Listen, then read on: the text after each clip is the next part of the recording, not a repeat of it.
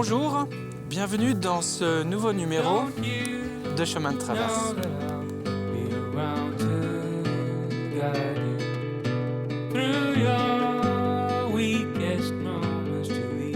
Cette semaine, je vous emmène au château de la Guignardière, connu aussi sous le nom de château des aventuriers. On va vous raconter son histoire, vous présenter son parc, mais vous allez surtout voir sur place ce qui est sûrement le plus bel ensemble de mégalithes à découvrir sur un terrain privé en Vendée. Bonjour Landry. Bonjour Grégoire. Vous êtes directeur d'exploitation de ce château. Alors nous sommes face à un château du XVIe siècle. On retrouve toutes les caractéristiques de l'époque là. Parfaitement. On est au milieu du XVIe siècle. On a devant nous un château Renaissance. On le reconnaît à ses grandes fenêtres qui apportent de la luminosité, les fameuses fenêtres à meneaux typiques de l'époque Renaissance. Une recherche d'esthétique dans toute la forme du bâtiment, avec des toitures où on le voit avec une très forte pente. Elle mesure 12 mètres de haut. Pour enfin terminer avec les cheminées que l'on aperçoit, on en aperçoit 3 sur les 4 qui culminent à 35 mètres de haut et qui sont extrêmement ouvragés. Le château, il est classé monument historique. Tout à fait. Il est classé monument historique sur plusieurs points, sa façade notamment, ses cheminées, les cheminées à l'intérieur également, et puis la charpente, puisque c'est une charpente qui est d'origine. Et l'une des spécificités, Landry, du château, c'est qu'il n'a jamais été totalement terminé. Exactement. On pourrait penser de prime abord, lorsque l'on arrive dans la cour d'honneur, que ce château a été détruit, lorsqu'on voit les arrachements de pierre ici et les autres là-bas. Mais en fait non, puisqu'il a été débuté en 1555, mais 1563, les travaux s'arrêtent puisque Jean Girard, à l'initiative du projet, est assassiné. On est en pleine guerre de religion. Voilà pourquoi on a cette partie manquante ici. Mais il faut bien imaginer un château qui devait répondre un critère principal en termes d'architecture Renaissance, c'est la symétrie. On devait avoir une parfaite symétrie avec cette fenêtre qui est face à nous, qui devait être l'entrée principale du château. Avec 2 pavillons de chaque côté, donc le pavillon qu'on aperçoit côté ouest, mais celui côté est qui n'a jamais existé, puis 2 ailes en retour d'équerre, donc qui formaient un plan U, là encore typique de la construction Renaissance, plutôt tardive en tout cas, du XVIe siècle. Alors Grégoire, nous voici maintenant dans ce qui aurait dû être un des salons du château, mais qui évidemment n'a pas été terminé comme je vous l'ai dit. Vous apercevez ici le conduit de cheminée qui aurait servi là encore probablement une cheminée monumentale. Voilà. Si on avance un petit peu, on aperçoit le jardin, un jardin qui aujourd'hui est agencé plutôt à la française. Oui, le parc. Alors le château de la Guignardière se situe sur un parc qui fait 86 hectares. On y observe tout un tas d'allées, d'agencements qui sont issus de l'histoire des différents propriétaires. Mais je vous invite à me suivre, on va aller découvrir quelques curiosités de la nature tout à fait remarquables au cœur du parc.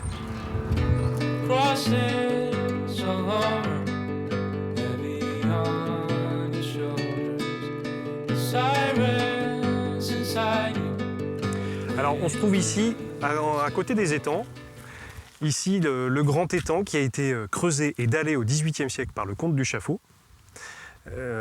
Mais ce n'est, on va dire, à peu près un siècle plus tard, 80 ans plus tard, que le propriétaire suivant, qui est le marquis de Saint-Denis, un agronome qui est aussi un passionné de botanique, un passionné d'arbres, va réordonnancer le parc de la Guignardière plutôt à l'anglaise, avec des allées sinueuses et surtout l'importation et la plantation d'essences rares, en tout cas pour l'époque.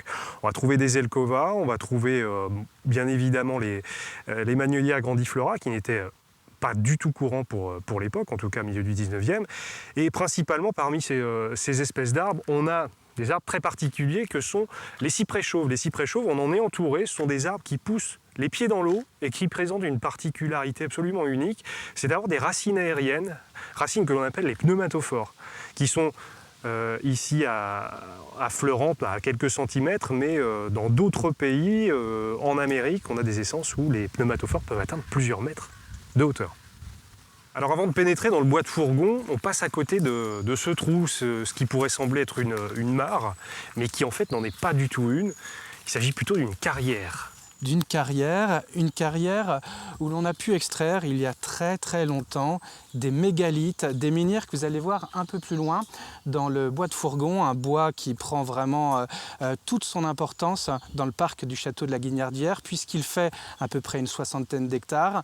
On va y retrouver tout de suite Gérard Beneteau, il est préhistorien, il va nous raconter l'histoire de ces mégalithes.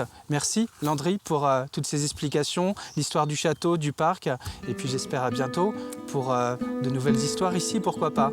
Merci Grégoire, ce sera avec grand plaisir.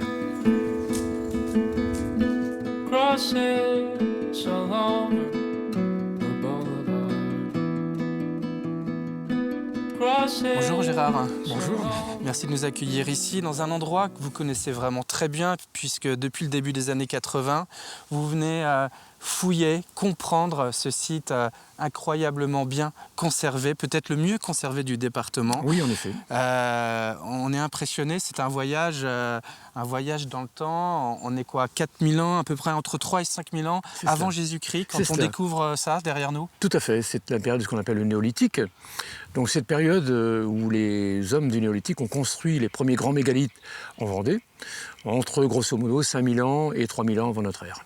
Alors si cet ensemble de mégalithes est si bien conservé, parce qu'on en a à droite, à gauche, ici, c'est parce que nous sommes dans un bois qui a permis cette conservation. En effet, depuis au moins le Moyen-Âge, le bois dit de Fourgon, qui est connu sur des plans et des cartes locales, a gardé sa superficie et la partie végétative qu'il constitue. Et c'est à l'intérieur de ce bois que nous avons découvert ces monuments qui n'ont pas bougé depuis la préhistoire.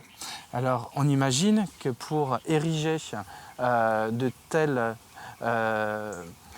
monuments, j'ai envie de dire, c'est ce qu'on appelle des menhirs. Oui, tout à fait, ce sont des grands menhirs. Il fallait beaucoup de personnes. Oui, en fait, on estime que pour un bloc comme celui-ci, au centre de cet alignement qui mesure 6,20 mètres de haut et qui pèse 35 tonnes, eh bien, il faut environ entre 500 et 600 personnes pour le lever.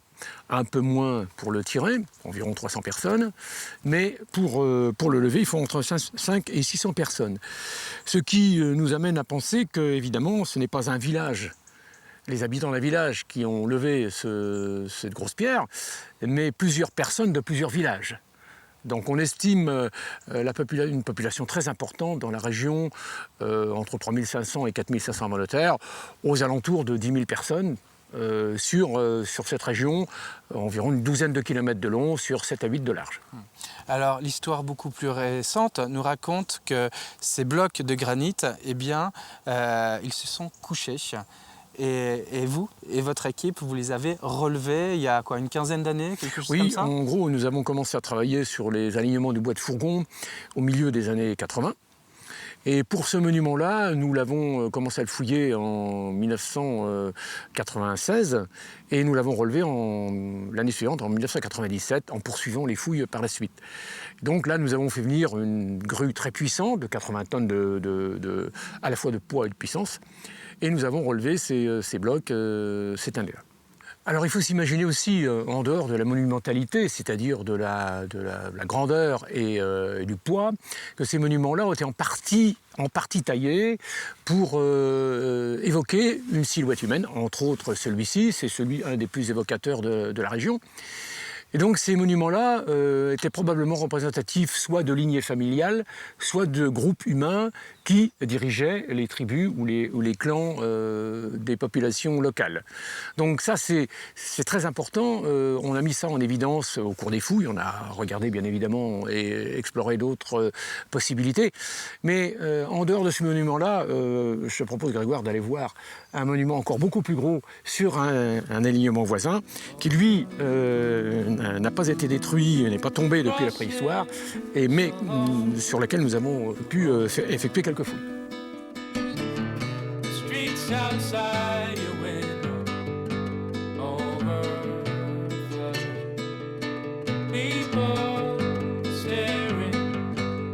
Et donc, eh bien voilà, le voilà, ce fameux gros menhir du bois de Fourgon. Ce gros menhir de granit, parce que je précise quand même, ce sont tous des monuments de granit.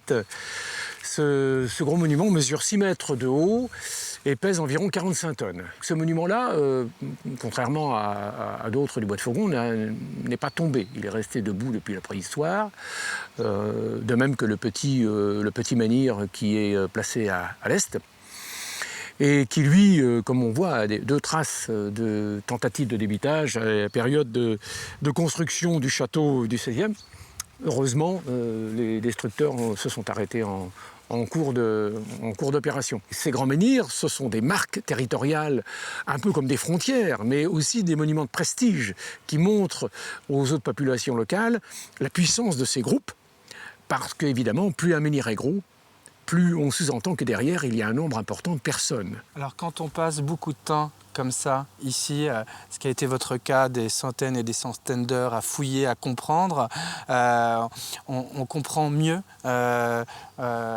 le lieu, le site, et on se plonge plus facilement dans cette histoire qui nous remonte à 4000 ans à peu près. Oui.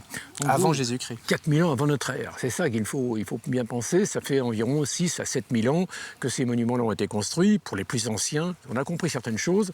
Entre autres que au niveau de la construction des monuments pérennes, on est au début de ce que nous construirons et nous construisons encore de nos jours. C'est à cette période-là que notre société se met en place.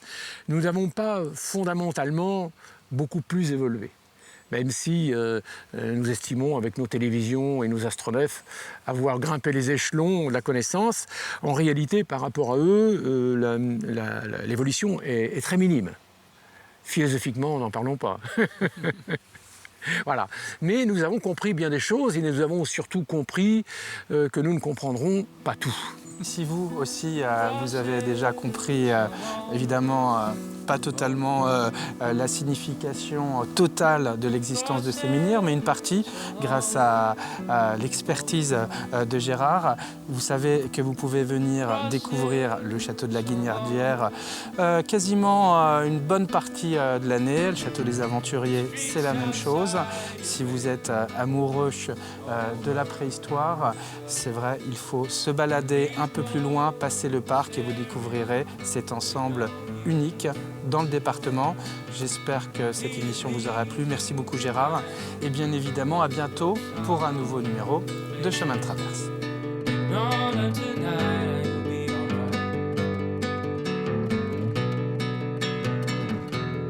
Some light